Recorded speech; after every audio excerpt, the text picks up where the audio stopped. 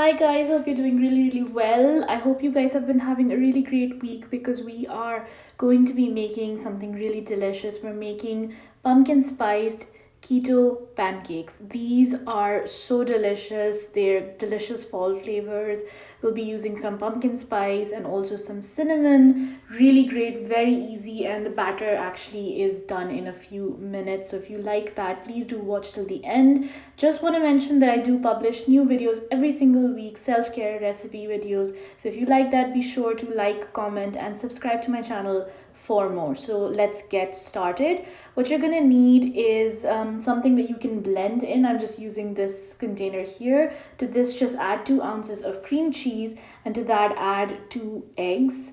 I will have all the measurements in the description as usual. Once you have done this, you just go ahead and add some almond flour. I'm going to be using 3 tablespoons of this, and I will also have the products that I use linked in the description as always. Following this, we're going to add in some baking powder. We're going to add in a teaspoon of this, and then we are going to add our pumpkin pie spice, and I also add in some cinnamon. You can flavor this with whatever you like. It's a pretty great recipe, very versatile. Then just add in your sweetener of choice. I'm gonna be adding in 2 tablespoons of this because I do like my pancakes to be rather sweet, and then just blend this really well. This is a great recipe. These pumpkin spice keto pancakes are so delicious. They are so perfect for the fall weather. As the seasons are getting colder, it's just something really delicious and very comforting. So once you have that blended, we are going to be cooking this in a non-stick pan in butter at medium-high heat. So just pour in you can have these pancakes as big or as small as you like them. I like to keep mine on like sort of the medium side.